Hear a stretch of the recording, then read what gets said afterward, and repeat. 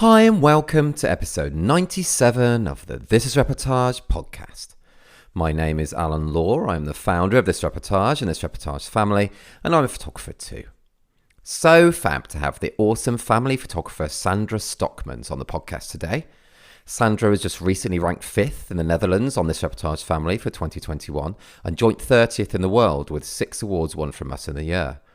Sandra talks about one of her specific, very emotional awards in the episode today, as well as many other things, including her personal project about children with congenital heart defects, why and how she also photographs businesses in a documentary way, day in the life and year in the life shoots, why it's important to not only capture the happy times, our Netflix synopsis game, how growing up in lots of different countries had an effect on her, and much more.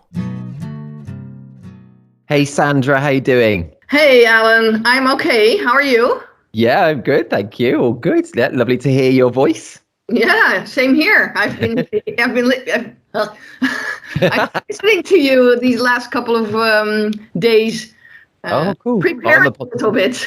Oh, cool. So you have a good idea of that what's to come then. That's cool. Good, Yeah. good stuff. And how is I have been starting with the weather a lot. Let's keep that tradition going. What's the weather like with you? Because you're in Holland, aren't you? Yes, I'm in Holland, in Utrecht. That's I'm in Maarsen. I live in Maarsen, and that's a little village near Utrecht, Amsterdam. Okay, cool. Yeah. You know, I've never been to Holland. I'd love to go. I've still never been. Yeah, well, you should come. You've been to the UK, haven't you? I have been to the UK with my parents when I was younger, and on my own I've been to London, but that's already maybe 20 years ago or something. Oh, and and in my student years, I've also gone on with a friend of mine on like a cruise thing. Oh, cool. What, to England? All around, I guess. Yeah, to England, but I can't quite remember. We thought the cruise would be fun and interesting. It was kind of weird, but I don't quite remember where we ended up. In what place? But somewhere in England, somewhere on the coast then. Yes, somewhere. That's funny. Oh, cool. Oh, that's good though. You've been here. I need to get to Holland sometime, definitely. And what is the weather like with you at the moment? It's grey. When I'm looking out of my window right now, and it's grey, and yeah, that's it. Okay. It's grey weather right now. It's same here actually though. So I live in Cornwall, very southwest of England, and I've not had the sun for a few days. You mentioned there about maybe you visited England with your parents. And I read actually like on your magazine thing how you've lived in lots of different countries when you were a child. Can you tell us more about that? Because you were all over, weren't you? Yeah. When I was born, I'm the first of 3 kids. It's me and my 2 brothers. And my father is an irrigation and drainage engineer. Okay. And his first assignment, I think they were about 25 when I don't think. They were 25 when I was born, around that age. Just finishing their studies, and my dad got his first assignment in Peru, in Piura. So he and we went along. Of course, my second brother was born in Peru, and then we went all over the place. So I've also lived in Herne Hill, England. Oh, I don't even know where that is. When I was around 5. Well, and that was waiting for the next project my father would be going on. Right. Okay. So I've lived in Bangladesh, in different in Java, Bali, in Indonesia, on 2 islands, wow. And we ended in Peru again. So that was kind of like the circle. Okay. How's that expression in English? Oh, I don't know. Oh, well, I don't know. The circle of life, or that's a bit of a grand way. Yeah, we started in Peru and we ended in Peru, and we ended because my parents wanted us to have the Dutch education. Okay. So I was in the second half of my second year in high school. and we always went to international schools. I was going to ask about that, whether they homeschooled you or you went to international schools. Okay. Yeah, no. I don't think homeschooling was such a big thing back then. Like Wow. I read a lot from American colleagues, or see it on Facebook, but no, we went to the American schools there, and I even went to Java and Bali, I think, to a little how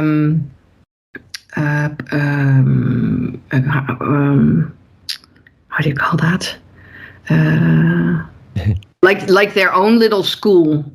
Okay. God, what's the word of? Okay, so I've had English from my 0 to my 15th year, and then we went back to Holland, and so I don't speak English that often anymore. Watch, of course, a lot of English series and movies, and Your English is brilliant, though. You sound like a natural speaker, like an English speaker. You really do. Oh, thanks a lot, but I'm still searching for words, I find. Yeah. Oh, but wow, that's amazing. Honestly, it's proper amazing. What was it like though, experiencing all those different cultures as a kid? It must have been pretty awesome. Do you think it's had an effect on you as an adult as well? Absolutely. I think from moving every 2 to 3 years from country to country, I've learned to adapt, and I'm very open, maybe sometimes too open, especially in the Dutch culture. And really, in what way? What do you mean? What's the Dutch culture like then? Well, what I found was and especially when I came to Holland, and I went to school here, it wasn't very easy to become part of a group or make friends very quickly, because I came, like I said, the second year of this, the second half of the second grade of the internet of school. Okay, what age? What kind of age was that then? 14, 15. Okay, right, sure. So then friendships are already made, and so it's very difficult. And I remember that when we came to Holland, the clothes we had, or I had, were not very modern, and the clothes we had for the school in Peru was a gray uniform. It was a gray skirt with a white shirt. So I didn't wear gray for a very, very long time after that, I remember. And I remember the first time we went shopping for clothes, and we went to the Benetton. I don't know if you guys have Benetton, right? Oh, yeah. Mm-hmm. So here it's anyway, it was in that period of time. It was very proper and very so the neat people had it on, the people that were, I don't know. Anyway, I bought there a red corduroy pants, and and I think I had it on one day at school. And I love red, but it wasn't really my style of clothes. Looking back in hindsight. Right. I don't know where I was going with this, but that is cool. It's interesting, because you were saying about when you were growing up in all those different cultures, it made you kind of more open, which was a bit different to the kind of Dutch. Right. Yeah. Good for you to get me back on track. So I was used to telling my story, because in every country we lived, if you told your story, then you made friends faster, and then you could go on being friends from that point forward. Right. But here in Holland, and I have noticed that it's if you are so open and you tell everything, people sometimes look at you like, okay, what do you want? Oh, really? Okay. What's the angle? Or that's what my experience was when I first got here, and it has also been my experience in the beginning of my student years here in Holland. Yeah. Oh, okay. Oh, that's interesting. I think it's probably similar in the UK, that kind of, what do you want when you're being so open with me? Yeah, exactly, right? Yeah, I get that. But it was my way of introducing, I guess, myself, and stating this is who I am, and but it wasn't always appreciated. And that's where I think you asked what it did to you. I have always said there are two kinds of people that come from abroad. And I'm talking from my experience. So if other people have other experiences growing up abroad, but you're open and insecure, and you can get insecure or hard, or you're hardened and you're closed off, because that's what I encountered, and I was absolutely the first one, very insecure and very open.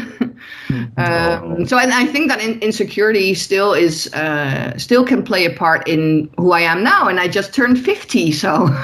Some things never leave us, do they? I'm very similar, I think, in that way as well. Yeah, definitely. So when you were growing up in those different cultures, were you speaking bits of different languages and things? Yeah, I was.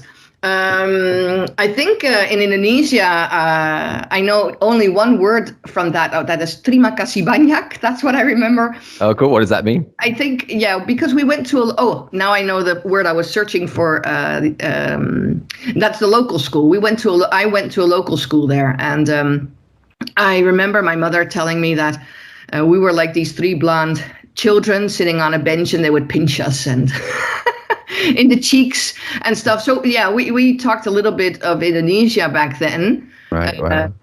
But I don't, or the language that is spoken in Indonesia. But I don't remember that at all. And in Bangladesh, a lot of people spoke English, and we went to the international school. So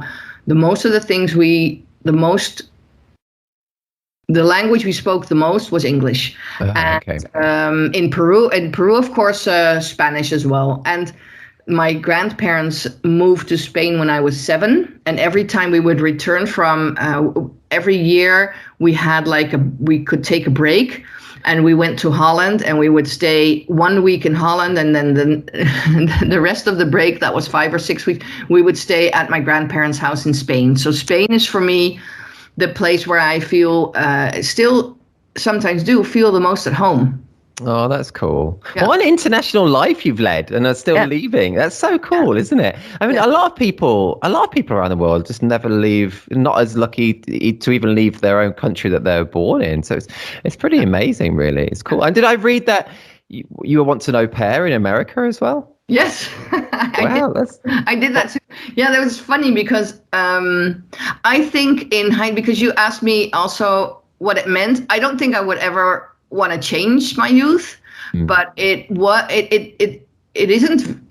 very easy. All those different changes, which you don't notice when you're living that, because that's the life you know, but afterwards you do. There's a lot of impact when I was talking about being insecure and open and having to deal with the teenage issues girls have at that age. Yeah, I bet. I mean, as you mentioned as well about trying to make friends when you came back at 14 and 15, you never really, I guess, had a set core group of friends that you grew up with because you were moving around so often. Exactly. So I'm also someone who has I don't have a set of a lot of boys here in Holland have group. I don't know how it's in English, but have a group of friends they grew up with. Mm-hmm, yeah. So really cool. I don't have that. Yeah, that is a shame. I have a group of girlfriends from that time. I have one really good friend from high school, and she's like my sister. Oh, that's cool. Yeah, and and then you asked about au pair. Yeah, au pairing, and so I thought that would be a good idea to go and be an au pair in America, and because I always watched because I had been going to international schools, I missed that the last few years being at school in Holland, right? And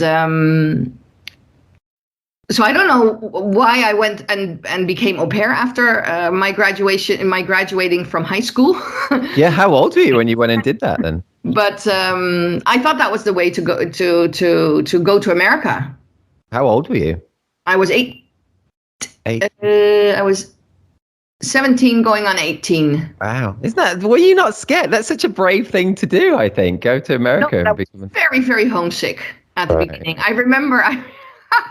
remember times when the mother and the father would go out of the house, and then I had a little girl of 2 and a boy of 4.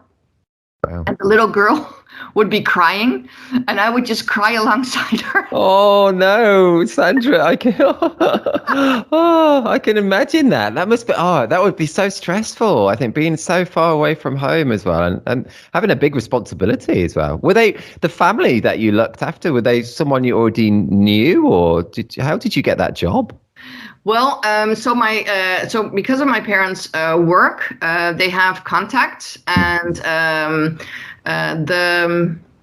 have to say, so the lady of the family worked at the Pentagon, and the guy worked at the World Bank. And at the World Bank, they were friends of my parents, and they put up a note, or they had seen a note asking for an au pair, and that's how we got in touch. And I think that I met the guy because I'm thinking really hard.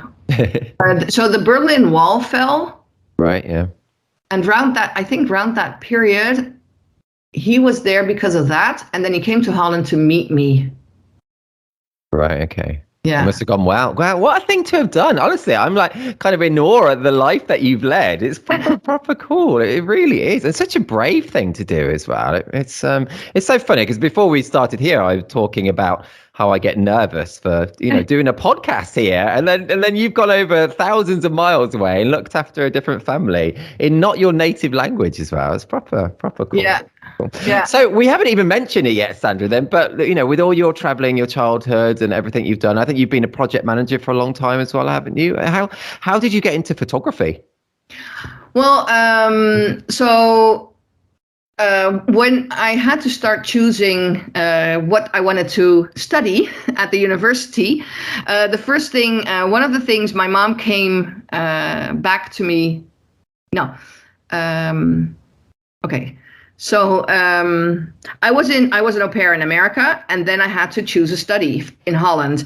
And my mom came with this university study, which was called Languages and Cultures of Latin America. And of course, I lived in Peru. I had no idea what I wanted to be, except that I found this year in one of my diaries that I wanted to be someone who worked with handicapped children. So that's also funny. But anyway,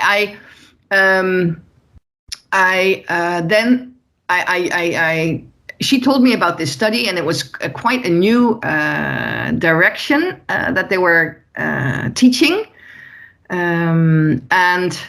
It's not a direction. I'm sorry, Alan. No, you do it. Honestly, it's so good. It's really interesting. It's great. Okay, so this was a new university study which had started maybe a year or two beforehand, or maybe four. I can't quite remember. But I thought, I lived in America, in South America, and I found that very interesting. Let's do that study. So I went to do that.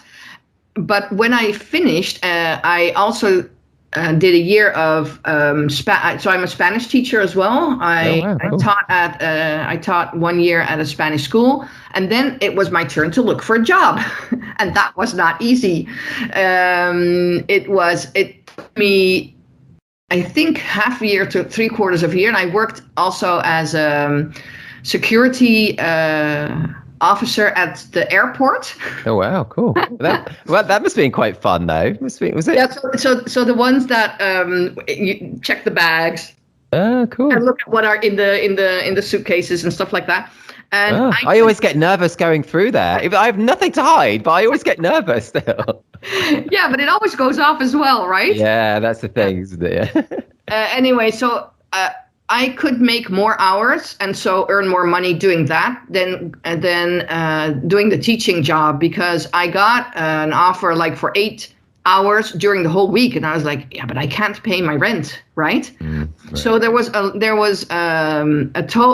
not a lot of job opportunities in that period of time when I was searching, but the IT just boomed, and that's where I started looking into businesses that were searching for people, and I was always like in the communication factor and stuff. I was okay. I was awesome. I was great, but the technology.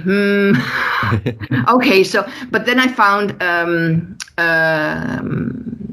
organization that chose people, that chose profiles that didn't look at you did need to have a little bit of affinity. Do you say affinity? Yeah, good word. Yeah, for technology, which I didn't really have, but I am a fast learner. So Cool. so I did that, and I had the job from being the interview to having a job within 3 weeks. Oh wow, cool. I worked there for about 10 years. And oh wow, that's a long time as well. yeah, but with so much, I enjoyed it so much, and then I got into a kind of conflict with salary because there were younger people coming in.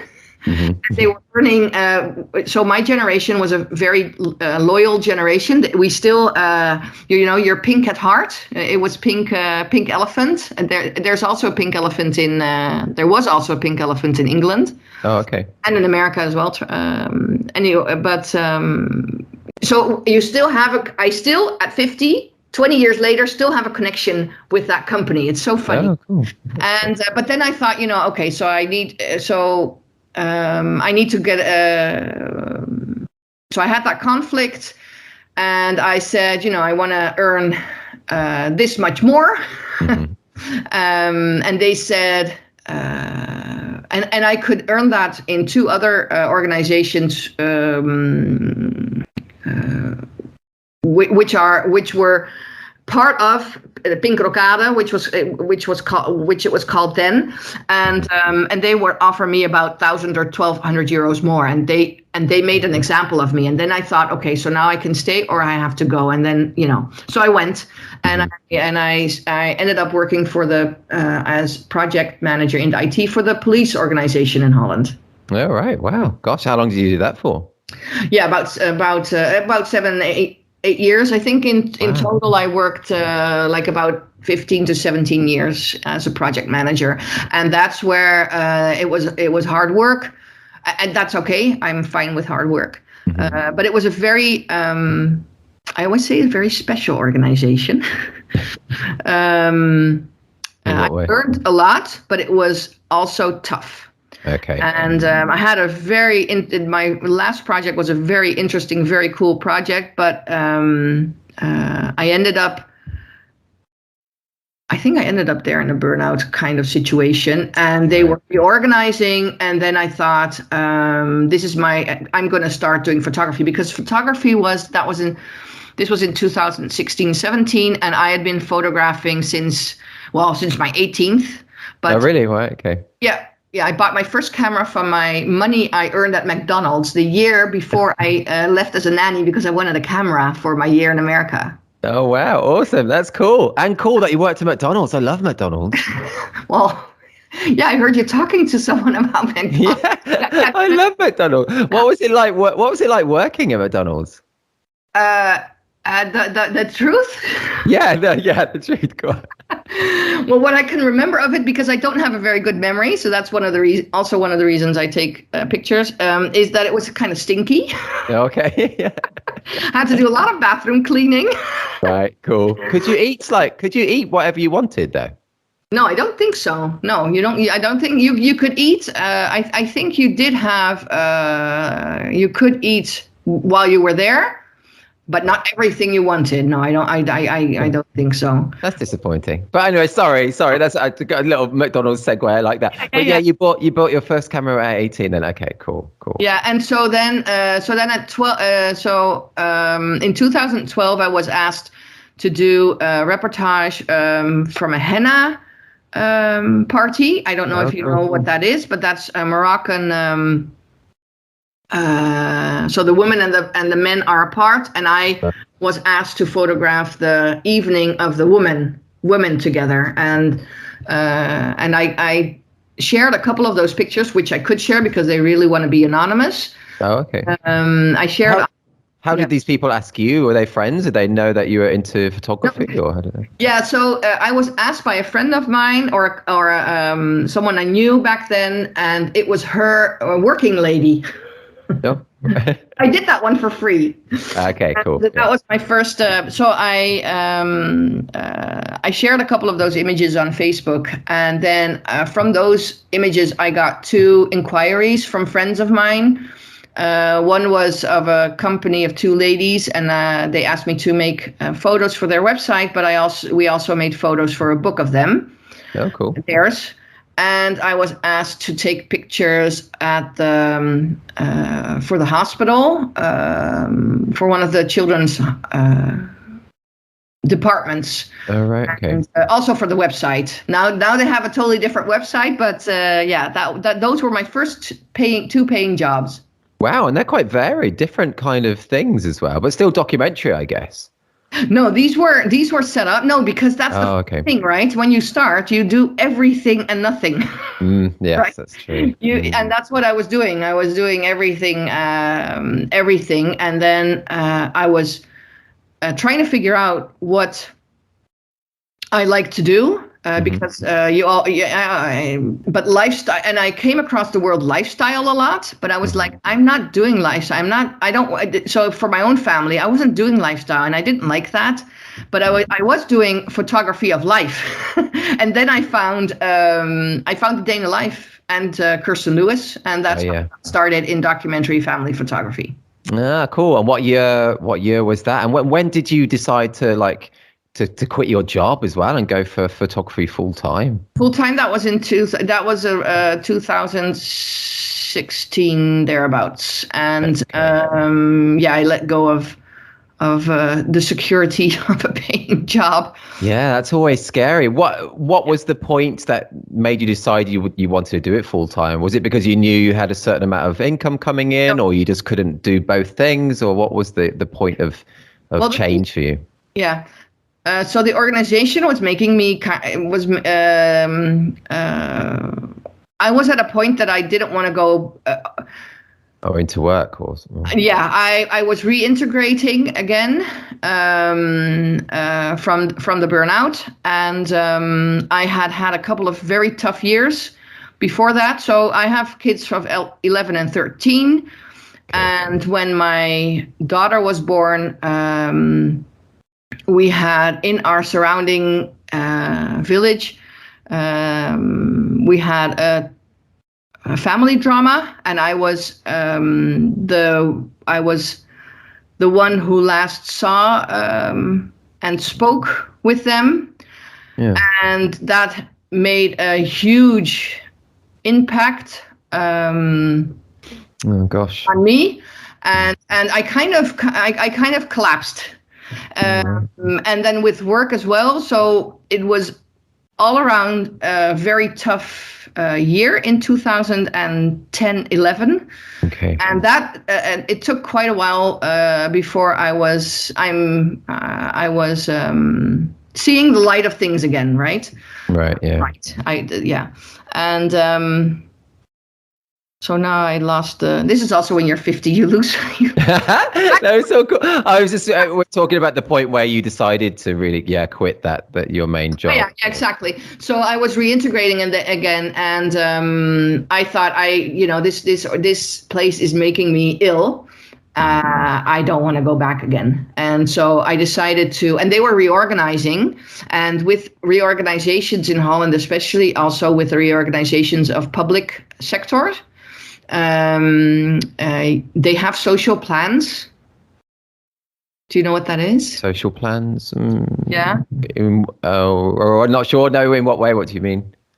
Okay, so they have like social plans that when they're reorganizing, people have to leave the company, and so they make up plans to do that, and they have different kind of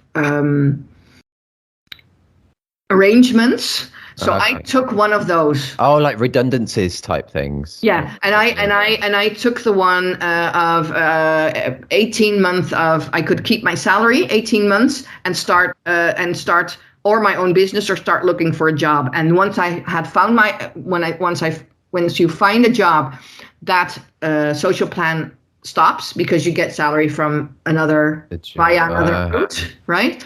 Right. And but I decided to start my own business. Cool. It's just so interesting to hear. So cool. And it's a slight similarity with me in that I was getting really anxious about my day job as well. That was a big reason why I quit as well. I quit. I was in doing like search engine optimization before I was full-time photographer. Yeah, a handy skill to have with being a photographer. Yeah, I guess it was IT. But it was making me stressed, and I kind of quit. But they kept me on as a freelance basis, so I was kind of working for them from home. But that was still really stressing me out as well. So, yeah, it was a big push for me to go into photography full time. Yeah. And you mentioned earlier on then about how you found something from early on, how you wrote how you wanted to help children, handicapped children. Is that from an old diary? Or yeah, that was from an old diary. Yeah, I found out because I always thought I wanted to be a teacher, and then that was my dream as a child. And in a diary, I found that I wanted to help or be a caretaker for handicapped children, and I think that is because I have a handicapped nephew and a handicapped niece. Oh, right. Okay. Yeah. Yeah. So I came from that. And I mention it as well because one of your personal projects is about children with congenital heart defects, isn't it? Yes. Can you tell us more about that? I mean, the work is extraordinary and so powerful, emotive. Can you tell us more about that? Oh, thanks so much.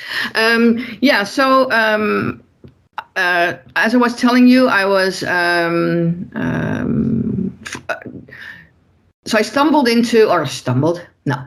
I found documentary family photography, day in a life, and what I wanted, and I started doing a lot of workshops, and the only one giving that at that time was Kirsten Lewis. Anyway, the one that I found, right? And I loved her work, and I was very inspired, and I love the way she teaches, and when I had was that an online workshop or a physical one, or? No, the first time. Well, I've met her live as well, but there was a retreat in Germany, and she was coming to Germany with Jenna Shoulders, and I grabbed that when I heard that was coming. I signed up immediately. That's cool. So I went there, and I asked her in the last couple of days if she would do something like that in Holland. And the year after that, she came to Holland for a workshop and a retreat and an advanced in the field workshop. So I partly organized that, and that's cool. for them. Yeah, that was really nice. And so when you say it's kind of retreat type thing, is that like there's a small intimate number of you? Are you all kind of like staying together for a few days and things? Yeah, exactly. So the retreat, it was the same in Germany as the one I organized here. There were about 12 to 15 people, and it was a photo retreat. So we had a couple of assignments, but mostly it is critiquing your work. And I found the way she and Jenna do that very unbiased, very uplifting on the level you're at. So some maybe a little further than others, and they put on that level. And I found that very. I loved the way they did that. So I wanted to come to Holland and do it here as well, and they did. And that's cool. You're so proactive, as I have to say. You're so proactive with doing things, which I really respect. It's awesome. Oh, nice. So, and then that was the key I had for the advanced in the field workshop. There were 4 photographers coming from, one from Italy, Denmark, and 2 from Holland. Mm-hmm. And they came to do that, and I had to find families for them. And so I contacted I contacted this foundation for kids with a congenital heart defect, because a friend of mine, a friend of ours, I must say, because it's one of the best friends of my partner, Michiel. He has a congenital heart defect and was part of this organization, and had asked me in 2016 to photograph one of their events. And since then, I photographed their events. And so I went to that foundation and said, look, I need 4 families. And I would love to have to give this gift this to those families.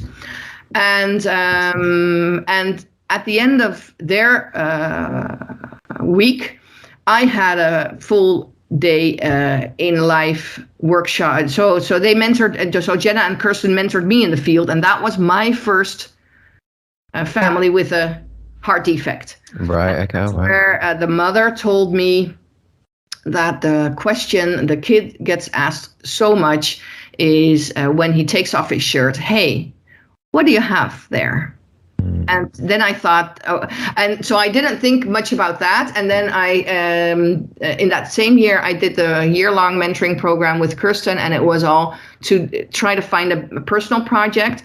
And you start off with just brainstorming ideas of what you wanted to do. So I had written down, I want to follow because we're a hockey family here, field hockey. Oh, so cool. My son does it. My daughter is doing. She's the goalie now, but I think she might be wanting to stop. And I love hockey. I played hockey as well. And you've got to be pretty brave to be a goalie, haven't you, in hockey? Yeah, she doesn't. Yeah, but you're so well. You are protected, and she just stands there. It's just so awesome to see. And, she.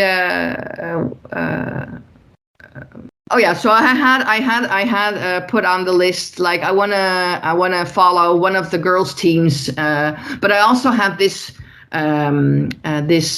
item of doing a project with kids with a congenital heart defect. And I really want, one of the things that drives me always is trying to do something that matters to me, but especially to the people I'm doing it for. I really want to do something that matters. Mm. And so I chose that. And then we were discussing, okay, so I can follow one family or I can follow a lot of families. And I chose to follow a lot of families so I could practice in every kind of situation the documentary family photography. So that was my practicing field, so to speak. And I got in. I followed more than 34 kids.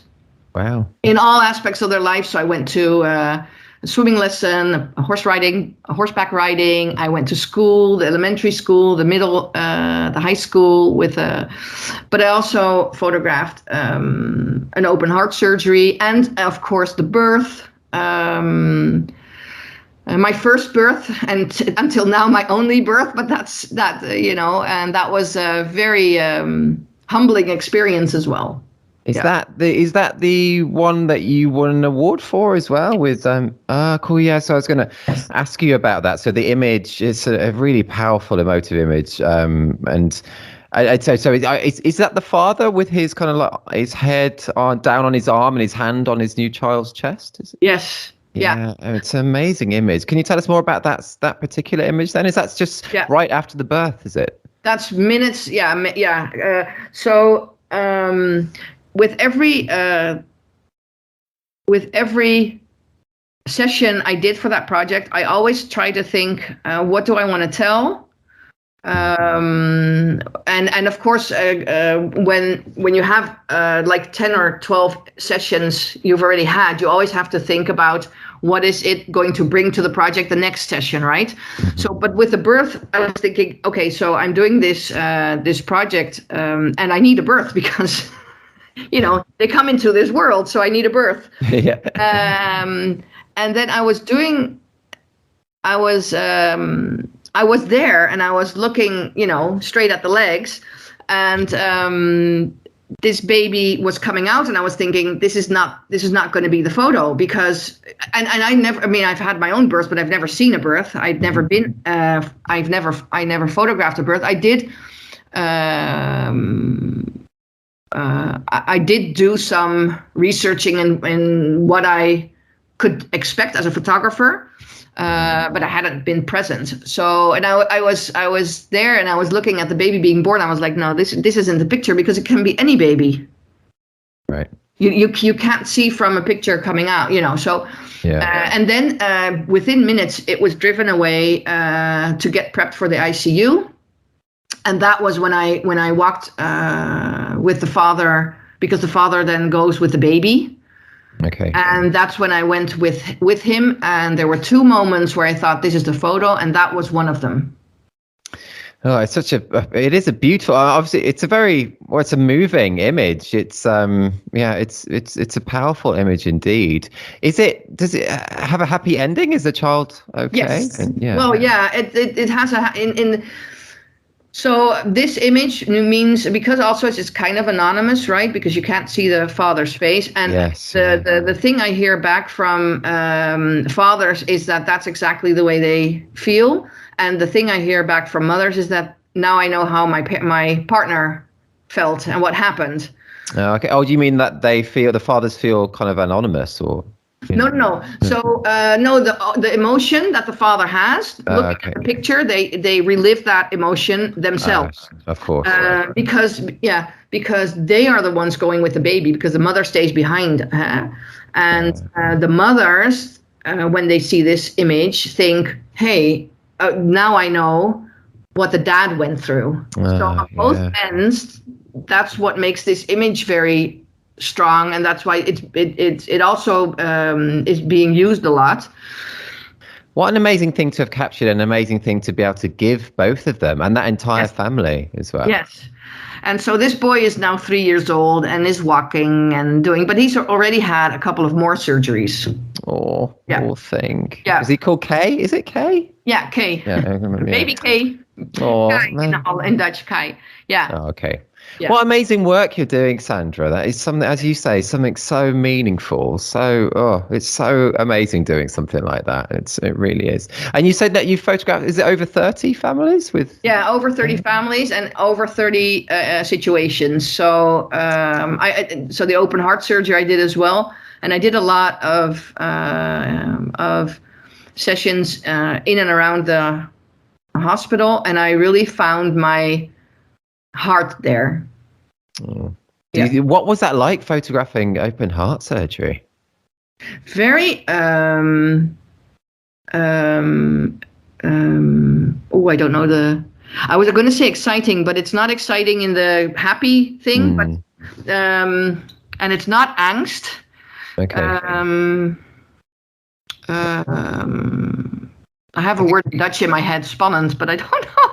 Oh, cool. I have no idea. Sorry. So I can only imagine all the emotions. It must be very emotional to photograph something like that. And they were fine with you. You were literally in the operating room. Yes, I was literally in the Yeah, I was standing.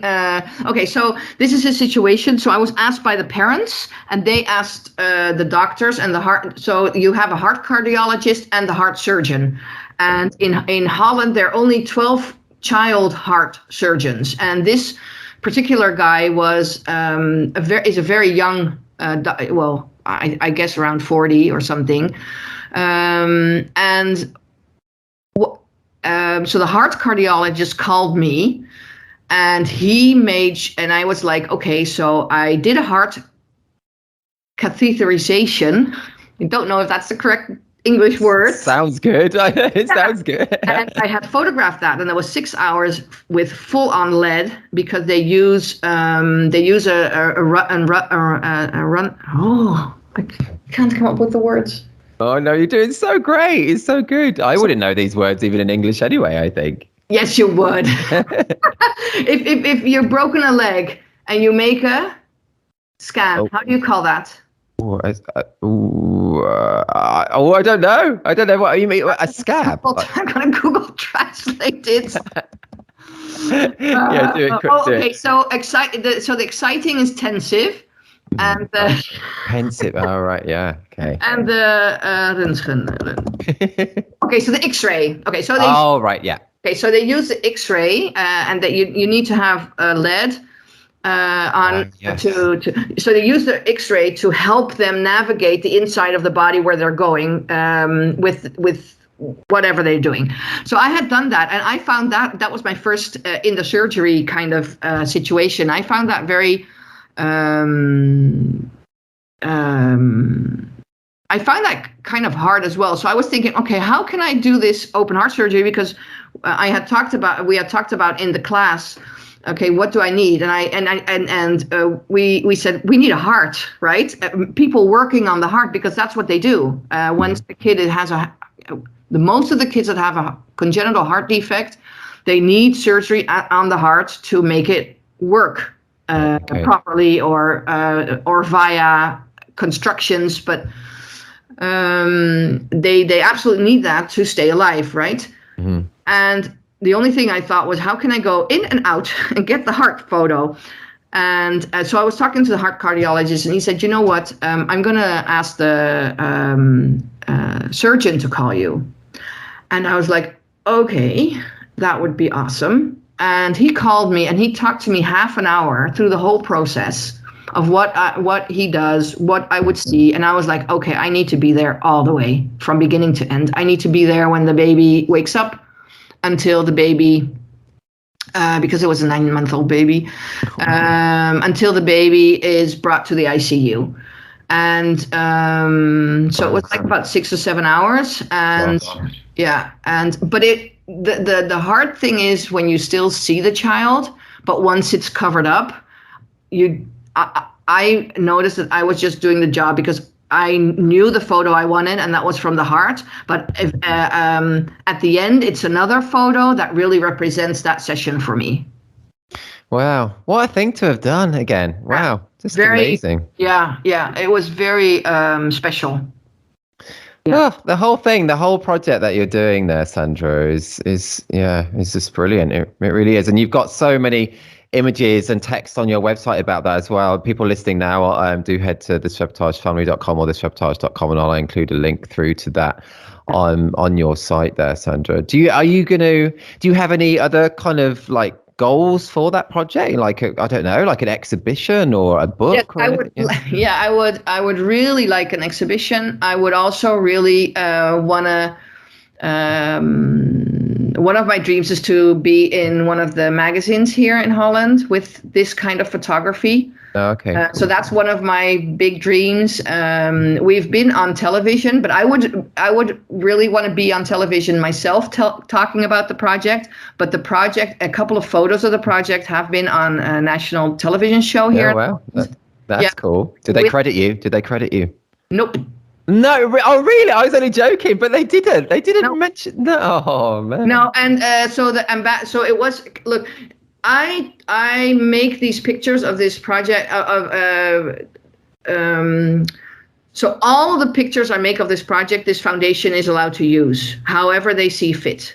Right. We have arrangements that they say it's my work when we are talking about a story of one of the children, when they are using images, so that's on Facebook and stuff, when they're using images to because it's a fundraising foundation. Okay. Mm-hmm. So they're always so when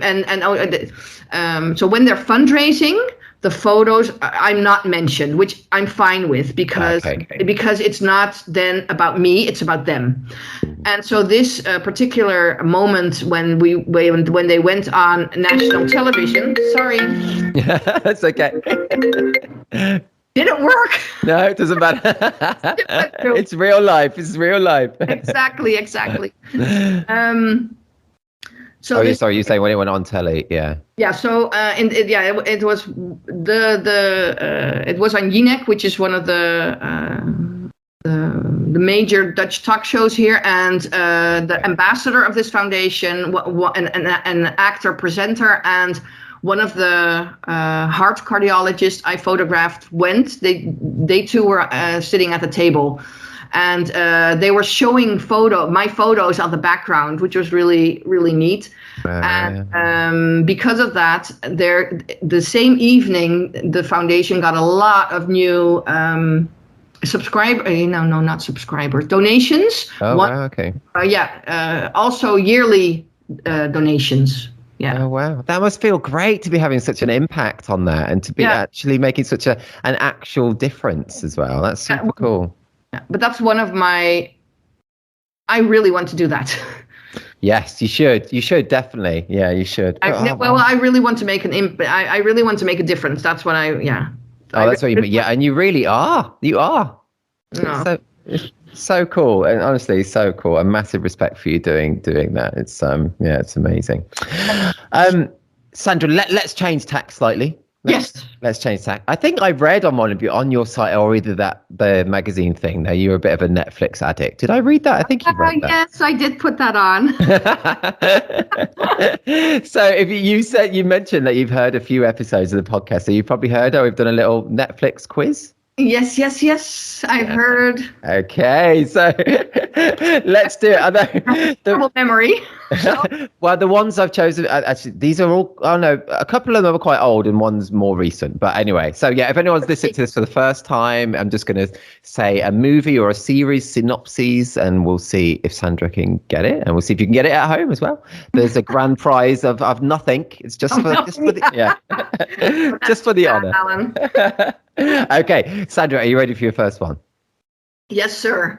Okay, let's do it. So this is a movie, and it's quite an old movie now. Okay, so that's okay. So an insurance salesman discovers his whole life is actually a reality TV show. Oh God, is that with Woody Harrelson or something? Oh, is he in that? I'm not sure. I haven't seen it in years. Oh, I don't know. It's what's the main? I can't even remember what the main actor is in it now. Though he's in like Ace Ventura films and. Oh God, I don't like him. The one that does all the funny faces. Yes. Yeah, I can't even think. Like Mask. Oh, I don't like him. Oh, do you not? Yeah. Have you? Okay. Shall I? Because that's I'm really from the subtle humor thing and not the really over the top slapstick stuff. Yeah, I'm not normally a kind of slapstick fan. Jim Carrey, that's the actor's name. Yes. Okay, no, I don't know this one. Okay, so the film's called The Truman Show. The Truman Show. Yeah. It's good actually, and he's quite subtle in that. It's not all slapsticky. It's pretty good. Yeah, so I have that in mind. I know a couple of the scenes I was in mind, but I thought it was Woody Harrelson, but it's this one. Yeah. All right. Yeah, I like Woody Harrelson though. Woody Harrelson is good. White Men Can't Jump. It's a great film. Have you seen that with Woody Harrelson? White Men Can't Jump, the basketball film with Woody Harrelson. Oh, not yet. Oh, that's really good. That's kind of classic. That's about 25 years old, I think, actually. Oh, okay. Okay, but let's go on to your second one, Sandra. Yeah. 0 out of 1 so far, but that was a tricky one. Yeah. Go ahead. So this one is an old series. Okay, this is an old series. Okay, so a young woman destined to slay vampires, demons, and other. Oh, do you know already? Or yeah, Vampire Diaries. Oh no, it's a different one. This one is even older. Older. Yeah, so a young woman destined to slay vampires, demons, and other infernal creatures deals with her life fighting evil with the help of her friends. I know, but I don't know the name. Oh yeah, it's like an early 90s. It's got Sarah Michelle Gellar in it. Yeah, exactly. I know which one you're talking about. Buffy the Vampire Killer. Yes, boom, nice. Yes. Do you know, I don't think I've ever seen that actually. Yeah, I've seen a couple, but not a lot. No. Okay. I have seen quite a bit of the Vampire Diaries that you said. I quite like that. I thought that was quite good. I don't think I've seen that, but I don't know. Okay, well that's good. That's good so far. Your final one, Sandra. Okay. Okay, let's go for it. So this is a movie. It's a lot more recent. So it's like only a couple of years old. Okay, so greed and class discrimination threaten the newly formed relationship between the wealthy Park family and the destitute Kim clan. I know it's not very good synopsis, is it? I have no. Can you give a hint? Yeah, it actually won Best Picture at the Oscars a couple of years ago. I think it's like a South Korean film. I think. Oh goodness, no idea. Okay, it's called Parasite. No, I wouldn't have known that. Okay, I wouldn't have known that anyway. No, it's a good film though. You should watch it. Hey, 1 out of 3 is good. You know, a lot of people don't get any, Sandra, so that is good going. That's not quite true. I've heard a lot of them getting. No, not many. I think more people get none. So it's good. It's good. Okay. Well, I'll just be in the group 1. What are you watching at the moment? Are you watching anything good? Yeah, we're watching the morning show. I bought a new Mac because my Macs are so old that I really needed a new one. And I got a 3 month free Apple TV thing with it. Yeah. And so I'm watching the morning show, and I'm watching Ted Lasso. Have you seen that? I've seen the first series of Ted Lasso and I absolutely loved it. I've not watched the second series yet. Are you on the second series yet? I love it. It's this is just like the humor which you just have a lovely evening. Oh right? yeah. I mean, it's funny. I know I really like it. And I'm watching on Netflix. I'm watching Gentrified. Oh, not heard of that. No, is that good? Yeah, I watch a lot of Spanish or South American cool. series, and this is it plays in America, but it's of a Latino community. Okay. It's being gentrified, which Add it to the list.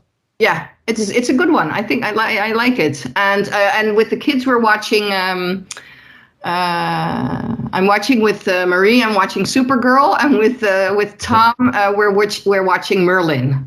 Oh, cool! I've watched a bit of Merlin. Yeah, good. Yeah, very nice, very well put together as well. Good stuff. Those are all good recommendations for anyone wanting to watch something at the moment. And yeah, Ted Lasso, as you say, I just thought that was beautiful. Honestly, the first series, it's heartwarming. It's it's funny. It's great. I love it. Everything. And what I love is, of course, the English.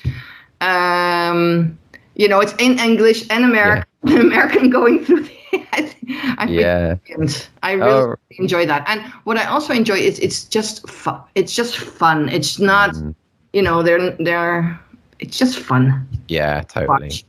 There are some heavy things around at the moment. It's nice to have a bit of escapism, I think, at times. Definitely. Exactly. That's exactly right. Definitely. And I've got to try the morning show because that's with Jennifer Aniston, isn't it? Yeah, Jennifer Aniston and Reese Witherspoon, which a very good show. Yeah. Cool. I'll have to try that as well. Good stuff. Cool. We've just started to watch Below Deck. I don't know if you've ever seen that. No. It's a reality TV series following like the crews of like luxury yachts, liners and stuff. So it's like the Love Boat, but then different. Yes, kind of. Yeah. And it's honestly, it's. I guess you would call it trashy, but I like it. It's fun. I like it. It's good. Yeah, exactly. I actually really, a lot of the time people are they don't want to say they like reality TV programs, but I really like it. I like watching real life. I just find people's honest, real conversations, it can be so much more interesting than scripted stuff a lot of the time. So yeah, but I also find it kind of difficult sometimes because the shows that they are showing are kind of over the top, right? They can be, can't they? Yes, definitely. Yeah, that is true. I'm like, okay. Yeah, no, I know what you mean. I like the series, and I like series and movies, and I love the detective or the. Do you like crime things? And yeah. But I'm into lighter stuff as well. A wide range. It's a good way to be. Yes. It's a good way to be. Yes. Cool, Sandra. Let's go back to your photography. You mentioned early on as well about day in the life shoots. And, if a photographer was specifically looking to get more day in the life shoots, do you have any, thoughts or advice on how they might get more? Do you remember how you got your first day in the life shoot, for example? Yeah, that's just asking for it. Yeah. With your local network of friends and things, or? Yeah, we started with a really small group of people doing it here in the Netherlands, and I remember that we did an exchange, which was of course unpaid. That's a really good idea, though, to get the experience and to get portfolio shots as well. Yeah. That's how you start, right? You start with trying to, and what I did, I never ask for people on social media, but I ask families that I really would like to photograph and that are okay with me using the images or. Yeah, exactly. And in Holland, it is quite, I find it quite difficult. Actually, I just sold today my first year in a life package. Oh, wow. Yeah, in the life. That's amazing. Cool. Yeah.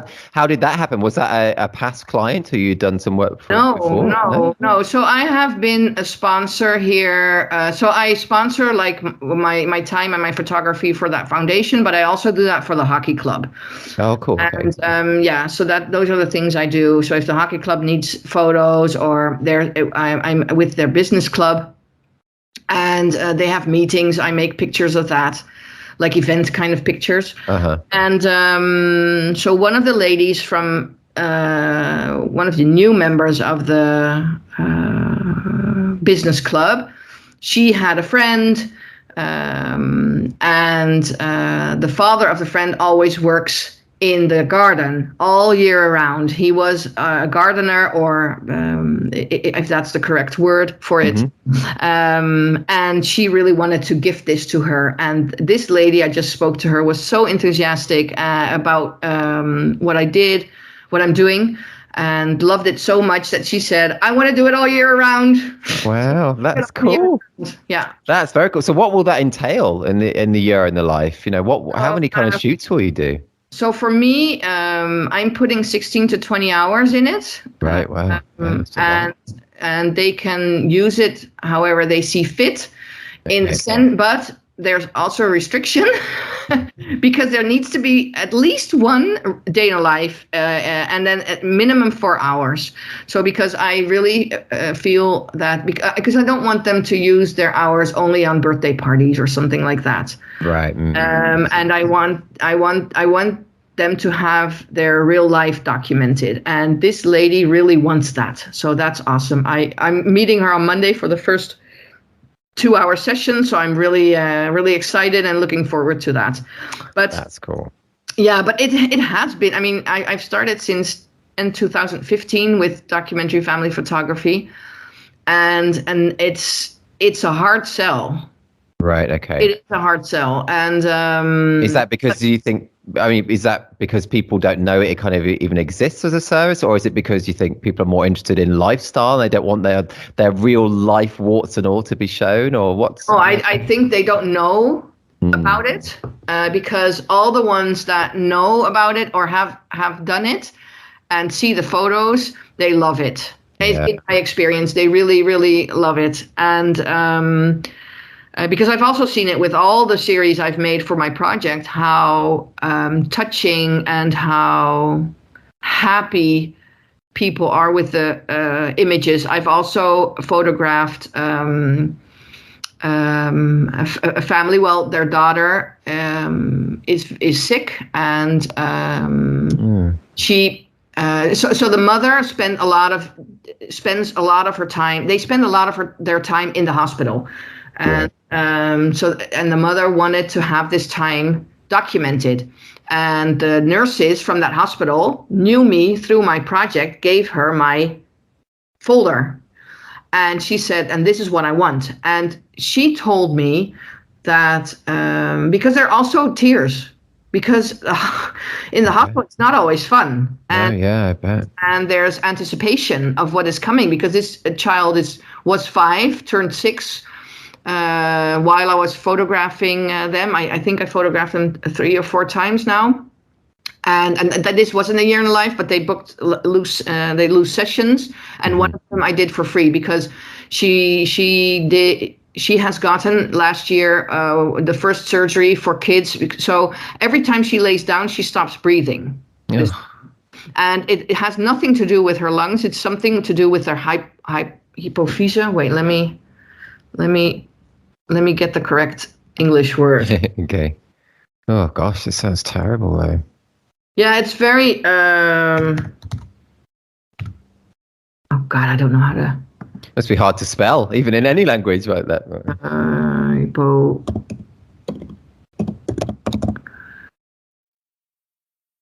Yeah, it says hypophysi.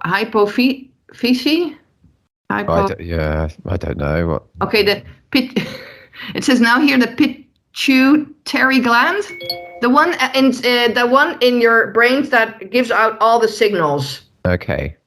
to your limbs and to your to everything. Right. Anyway, there's kind of like a shortcut or not a shortcut, a malfunction, so to speak. Okay. Mm-hmm. So she now has a pacer, so you have your pacemaker for the heart, and she has a pacer for her lungs. Wow, gosh. Outside of her body. And so this mother told me how important these pictures are for them. And I've heard this from a couple of the mothers I did the healthcare reportages with, how important this will be and is already for the for going through all the emotions. I can imagine. I'm now, you know what it is?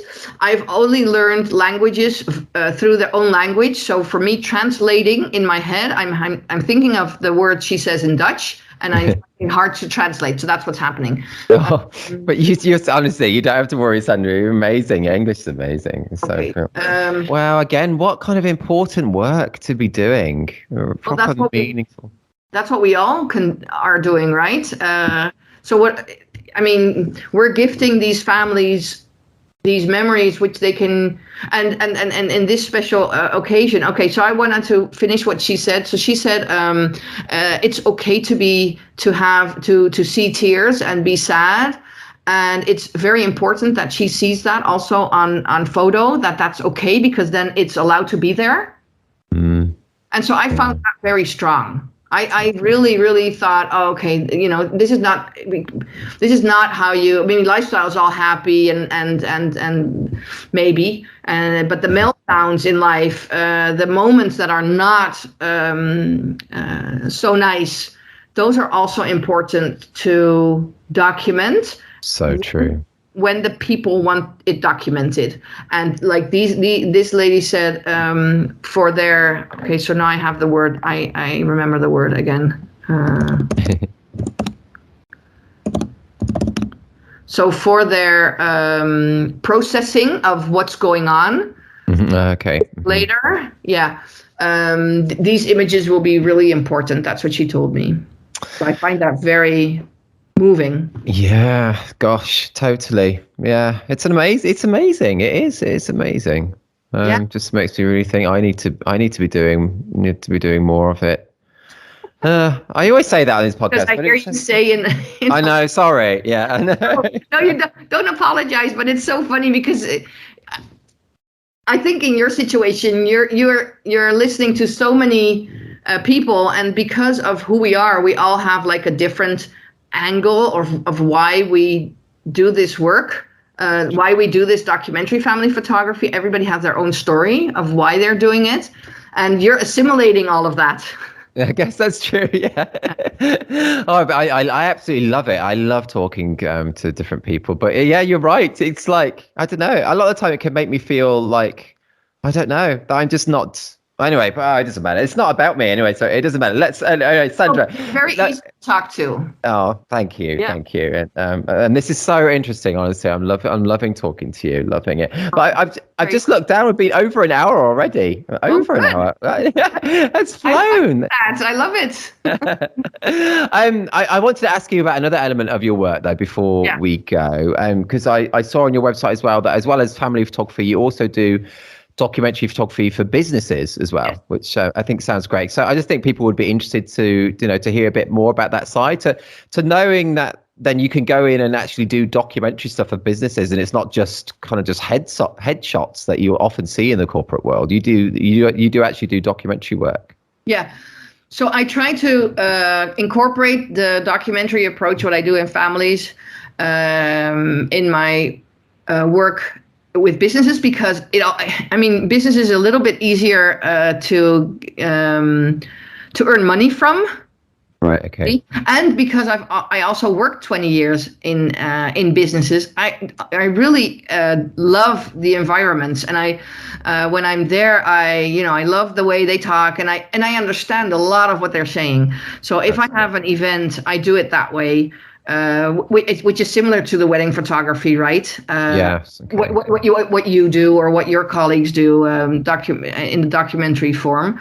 Mm-hmm. And so of course there will be headshots, but what I'm trying to do is also telling them how important it is that so if there's a branding for an entrepreneur, I try to always figure out if they what they do with their working day, and from there try to make pictures of their real life working, which is not always very simple because a lot of entrepreneurs work alone and they have they need images for social media. So sometimes it's staged, sometimes it's a little bit of mix of everything. But I do try to tell them, and especially if they give courses or training or that kind of things, that it's really awesome if I'm there to photograph that. That's really cool. I think, as you say on your magazine thing as well, how, people are so used to seeing this kind of like static headshots and they kind of ignore them. And then to see like real people doing their real job, things that makes them, the exciting thing about them actually physically doing their job, it makes a big difference to actually show that, I think. Exactly. And that's what I found out during my project, because how the healthcare worker, I don't know, how do you call that in English? I say healthcare workers, I don't know. Oh, yeah, I think that's good. That's fine. Yeah, healthcare workers. Health workers, how they do their job, how they reacted to the photos. And also those heart surgeons and heart cardiologists. I did one with with someone who they had a program here called Top Doctors, and one of those top doctors, quote unquote,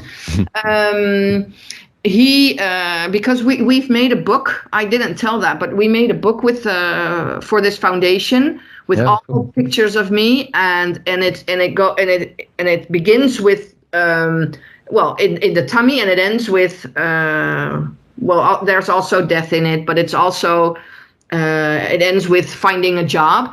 And during that so it's the whole lifespan of a kid with a congenital heart defect. Okay, right. And it's filled with information, a story of the one I photographed. I'm doing a lot of ums. I'm very sorry. Oh, that's okay. No, I didn't even notice. I don't notice, honestly, actually. Okay, good. So annoying. I'm doing it again. So the book has information from the healthcare people. Now we're going to notice it. Yeah, no. the stories of the kids and my photos. So it's a very complete book. And the idea is that anyone who any family who finds out in the 20-week echo, we call it 20-week. Echo. Like a scan type thing. Yeah. So the 20-week scan that they're having a baby with a congenital heart defect gets this book for free from the foundation, and is given. It is given by the heart cardiologist. Well, the child one.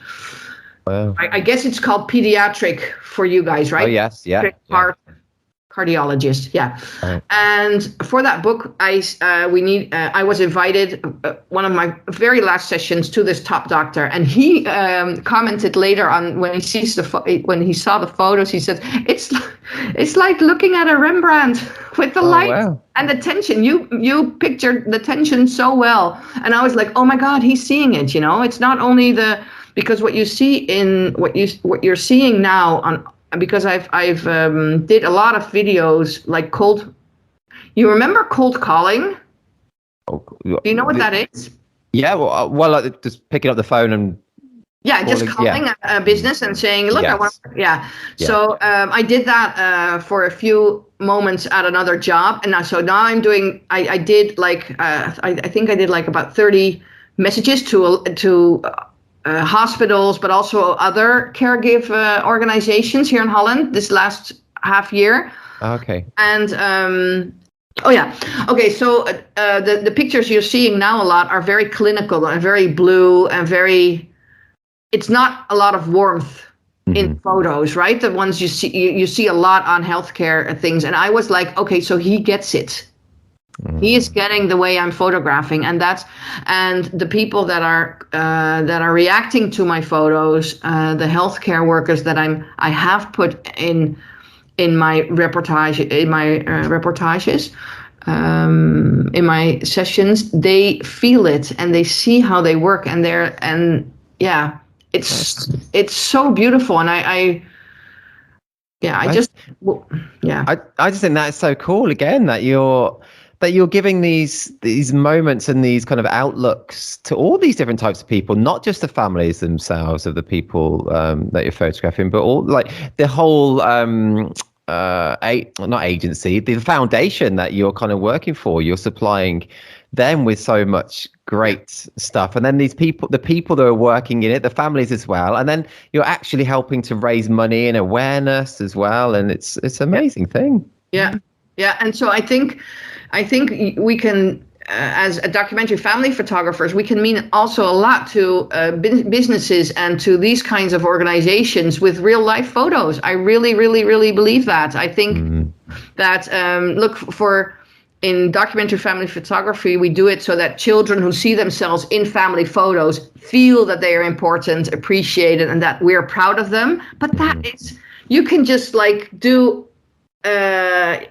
put an equal sign and put it on businesses. I mean, I had an inquiry last year of, they wanted photos out of my projects for a book, but this was a totally different organization than where I made the photos of. And I said, don't you want photos in your book from your own people, with your own people? Do you think, how would your people feel if they would see their photos in your book? You know, instead of, and it didn't feel right to me to be selling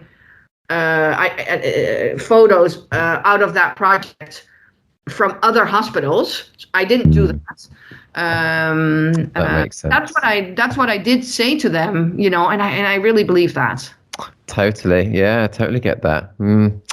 It's just been so interesting, honestly, Sandra, talking to you. I've got to end it. I could just talk to you for another hour or so. But well, I could too. That's been fun, and you're very easy to talk to. Very easy. Well, so are you. Thank you so much for coming on and being so open and just talking so well about everything. And honestly, I don't know why you shouldn't have apologized at all for forgetting a couple of words. Your English is just amazing. I would think that you're just a normal, like a native English speaker, honestly. I really would. So yeah. The funny thing is that I didn't think, because of the situations are happening in Dutch, in my Dutch life, so to speak, then I'm thinking of the Dutch word and I can't translate it while I'm talking. It's hard for me to translate it in English, and that's what's happening.